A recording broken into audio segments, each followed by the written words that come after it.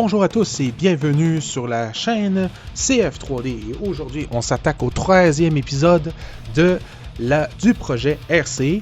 Nous avions réussi à créer un mouvement de translation, mais il est temps de vous montrer comment récupérer des pièces à l'externe. Oui, parce que j'ai été fortement recommandé par un ami, comme quoi que c'est préférable d'aller chercher des pièces qui existent déjà sur un site existant.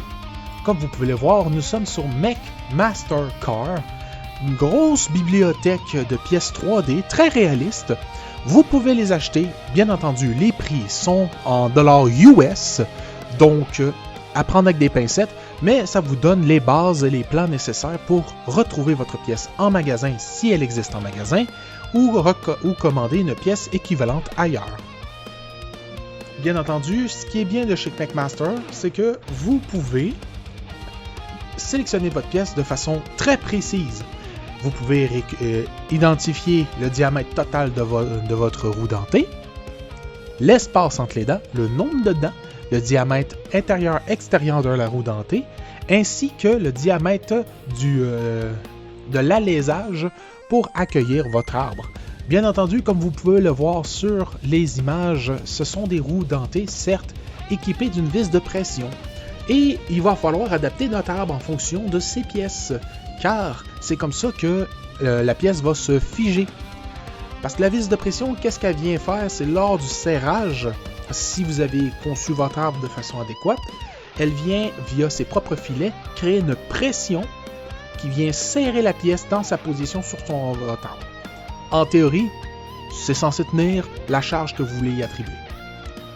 Maintenant qu'on a retrouvé la pièce que nous voulions récupérer, il nous faut les informations sur nos roues dentées déjà existantes. Pourquoi?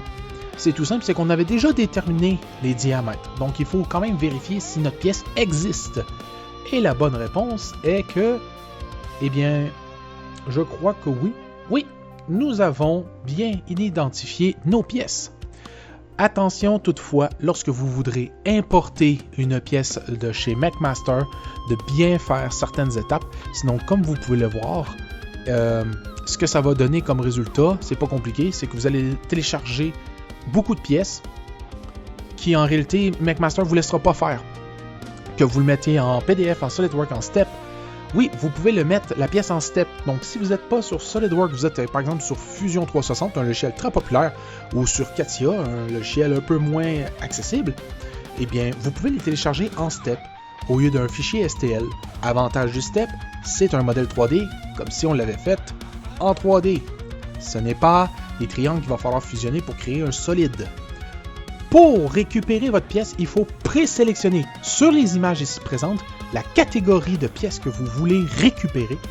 Ensuite, vous sélectionnez le numéro qui est en bleu. Une fois le numéro sélectionné, vous pouvez sélectionner le type de fichier et il sera maintenant téléchargé, prêt à l'emploi dans votre bibliothèque téléchargement.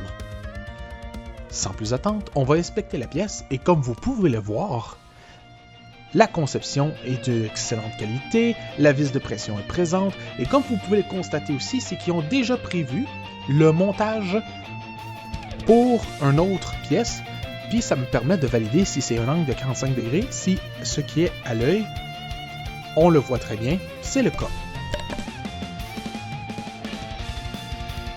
Maintenant, il va falloir réadapter nos pièces. Ça, c'est la partie moins drôle, c'est qu'il va falloir retirer toutes les contraintes mécaniques qu'on s'est battu pour les mettre. Et il va falloir modifier la pièce de façon correcte parce que sinon vous vous retrouvez avec une demi-pièce comme que j'ai eu. Et parfois, ça peut poser des problèmes parce qu'il va y avoir une micro-surveillance qui va se faire. J'ai dû réinitialiser SolidWorks sans rien sauvegarder. Résultat, j'ai pu récupérer ma pièce. Maintenant, on va adapter notre pièce en fonction de la pièce recueillie dans McMaster-Carr. Bien entendu, c'est important, avant d'aller plus loin dans le projet, de valider que nos diamètres correspondent. Et actuellement, non. Donc, il va falloir agrandir le diamètre intérieur. Dans mon cas, j'ai besoin d'un 8 mm. C'est pas un problème.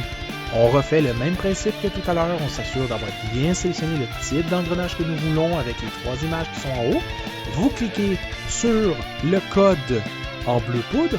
Vous vous assurez que tous les diamètres et valeurs que vous souhaitez récupérer correspondent, vous le téléchargez en SolidWorks ou en Step si vous êtes sur autre plateforme, vous l'importez, vous l'ajoutez à votre assemblage, supprimez la dernière et validez que celle-ci corresponde à votre hardware. Une fois que vous avez validé que vos devoirs ont été faits, veuillez penser à démonter graduellement votre pièce que vous avez pris beaucoup de temps à modéliser.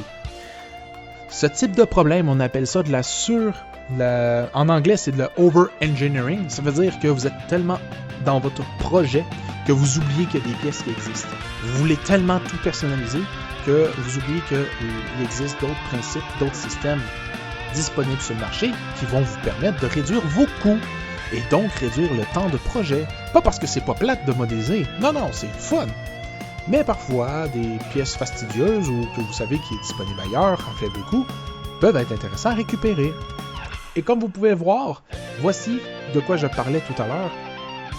C'est modifier la pièce existante de telle sorte à ce qu'elle puisse accueillir la vis de pression. Mais moi, il va falloir que je modifie mon diamètre aussi pour une autre raison. J'ajoute une double sécurité. La double sécurité, c'est un appui. Donc, ma roue dentée va venir s'accoter physiquement, ainsi que ma vis de pression va avoir une petite rainure pour être capable d'être serrée confortablement sur mon arbre de transmission. Ainsi, avec une...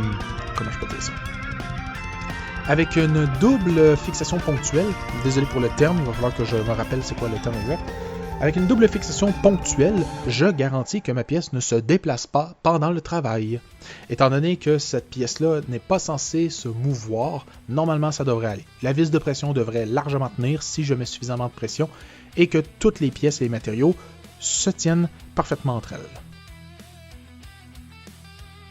J'espère que vous avez apprécié cette vidéo. N'hésitez pas à laisser un like, commenter, partagez-la, abonnez-vous, activez la cloche pour tous et je vous dis à bientôt pour de futurs projets sur le projet RC. Ciao!